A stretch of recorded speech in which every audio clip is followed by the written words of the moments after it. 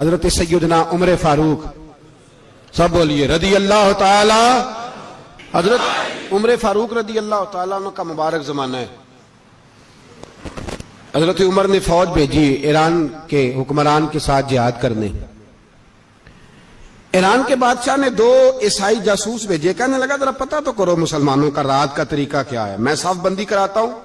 وہ ساری رات صف بندی کراتا رہا، 2 جاسوس آئے مسلمانوں کی معلومات کرنے۔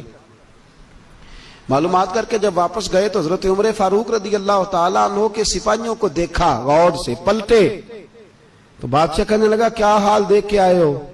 کہنے لگا سارے مسلح پہ بیٹھے ہوئے، جتنے گھنٹے ہم وہاں رہے ہیں مجاہدین مسلح پہ رہے ہیں، یوں لگتا ہے جیسے ان کا دنیا داری سے کوئی تعلق۔ اور کہنے لگے بادشاہ کوئی ایسی طاقت ہے جس کو وہ بلا رہے تھے، کوئی ایسی قوت ہے جس کو وہ پکار رہے تھے، ہمیں بھی وہاں کھڑے ہو کے محسوس ہوتا تھا کہ ہاں کوئی ہے جو آ جائے گا ان کی مدد کے لیے، کوئی ہے جو پہنچے گا ان کی مدد کرے گا۔ ایران کا بادشاہ کہنے لگا مجھے سمجھ آ گئی ہے، وہ جسم کی طاقت سے ہی نہیں لڑتے، وہ کوئی غیبی طاقت ہے جس سے وہ لڑتے ہیں۔ بھائی وہ غیبی طاقت بھی تو ہمارے پاس ہم نے ناراض کر لیا نا، وہ بھی تو نہیں نا، مسجد کا رخ بھی تو کوئی نہیں۔ اور میں نے پچھلے جمعے بھی کہا تھا، پھر کہتا ہوں، وہن ہو گیا امت کو۔ نبی پاک نے فرمایا امت کو وہ کیا ہے، دنیا سے محبت ہو گئی ہے، موت سے کراہت ہو گئی ہے، وہن ہے۔ صحابہ کرام کو موت سے بڑا پیار تھا، موت سے بڑی محبت کر، ہماری طرح نہیں وہ کہتے تھے مریں گے تو منو مٹی، تو وہاں ٹھیک ہے عذاب قبر حق ہے، لیکن میں کہا کرتا ہوں سالوں کے بعد جو پردیس سے ماں کے پاس آئے، ماں اسے عذاب نہیں دیتی، اس کا ماتھا چوما کرتی ہے۔ اور بھائی جو رب کریم کی بارگاہ میں جائے گا تیرا کیا خیال ہے، گل سڑ جائے گا؟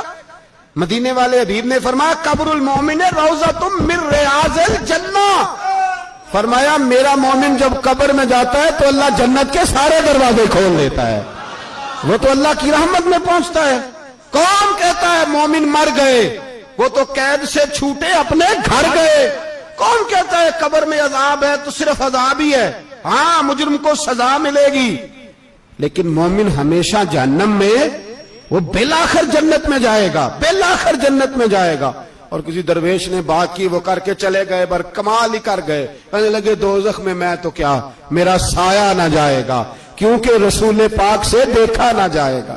نبی پاک سید عالم علیہ السلام کے غلام تو دیکھو نا، ساری زندگی عمر فاروق، بخاری پڑھو تو صحیح، ساری زندگی عمر ہر نماز کے بعد کہتے تھے اللہم ارزقنا شہادت فی سبیلک، اللہ بسترے پہ موت نہ دینا، موت مجھے شہادت کی دینا۔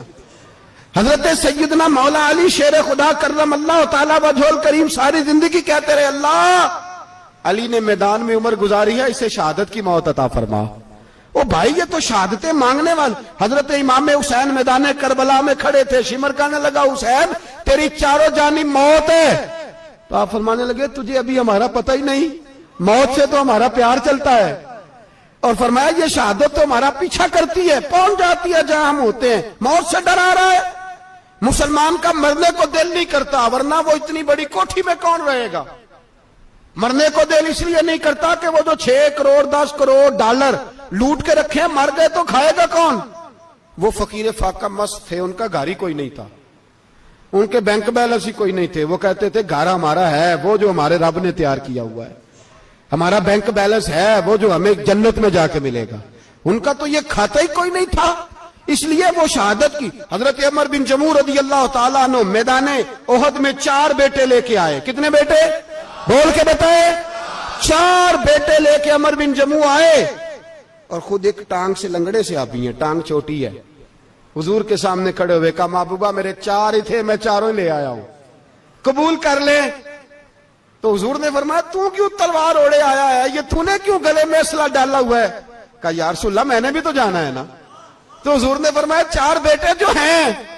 تو حضرت عمر بن جموع نے بات کی، صحابہ کہتے ہیں ہم لبوں سے مسکرا رہے تھے، آنکھوں سے رو رہے تھے، کیا عجیب انداز ہے۔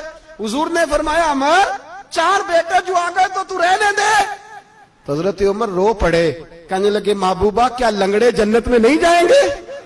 کیا حضور میں لنگڑا ہوں تو میرے لیے جنت کوئی نہیں؟ میرے حبیب پاک سید عالم صلی اللہ علیہ وسلم نے فرمایا عمر تو ضرور جنت میں جائے گا. کہا محبوبہ پھر بچے بعد میں جائیں گے, میں پہلے میدان میں جاؤں گا. ایک بی بی 4 بیٹے لے کے آئی احد میں.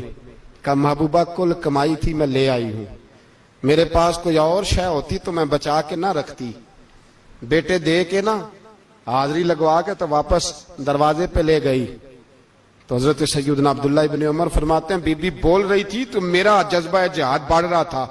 اپنے بیٹوں کو کہنے لگی میں تمہیں حضور کے پاس چھوڑ کے جا رہی ہوں, جب تم میدان میں گرو گے تو میں تمہیں دیکھنے آؤں گی. دیکھنا تمہاری پشت پہ کوئی زخم نظر نہ آئے. جتنے تیر کھانے ہوئے سینے پہ کھانا, جتنے تلواروں کے نیزوں کے زخم برداشت کرنے ہوئے یہاں کھانا, پشت پہ زخم نظر نہ آئے. حضرت عبداللہ ابن عمر فرماتے ہو بی بی کی گفتگو میرا جذبہ جہاد بڑھا رہی تھی. ایک بی بی 3 سال کا 4 سال کا بیٹا لیے رو رہی ہے, احد کا دن ہے. سہیلیاں پوچھتی ہیں تو کیوں روتی ہے؟ وہ کہتی ہے دیکھو میرا خاوند بھی بدر میں شہید ہو گیا, بھائی اور باپ بھی. دل کرتا ہے کوئی جوان بیٹا ہوتا تو آج مصطفیٰ کے ساتھ اسے ہی بھیج دیتی. کوئی جوان میرے پاس ہے ہی 3 سال کا تو کیا کروں, 3-4 سال کا بچہ کیا کرے گا؟ پتہ نہیں کیا دلیل آئی, اچانک اٹھی, بیٹے کو سینے سے لگایا, کپڑا ڈالا, مسجد نبوی پہنچ گئی. حضرت بلال کہتے ہیں مجھے ملی, کہنے لگی بلال مجھے پتہ ہے حضور تیاری کرا رہے ہیں جنگ کی, پر 2 منٹ اگر میری ملاقات ہو جائے. بلال حبشی کہنے لگے حضور ہم ایک بی بی ضد کر رہی ہے. حضور باہر آئے, کہنے لگی حضور میں فلاں کی بیٹی, فلاں کی بہن, فلاں کی بیوہ ہوں, میں نے بدر میں 3 شہید دیے ہیں, اب میرے پاس یہ 3 سال کا لال ہی بچا ہے, بڑا فخر ہے میرا. لوگ مجھے شہید کی بیوہ, شہید کی بیٹی, شہید کی بہن کرتے. دل کرتا ہے شہید کی اماں بھی کہیں جاؤں تو میرا بیٹا لے لیں. سیدنا بلال کہتے ہیں حضور مسکرائے, کہنے لگے یہ 3 سال کا نونہال کیا کرے گا؟ کہتے ہیں اماں کا عجیب جذبہ ہے.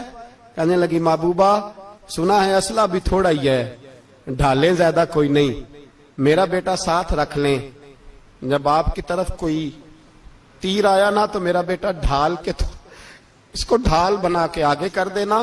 محبوبہ ڈھال تو بانی سکتا ہے نا.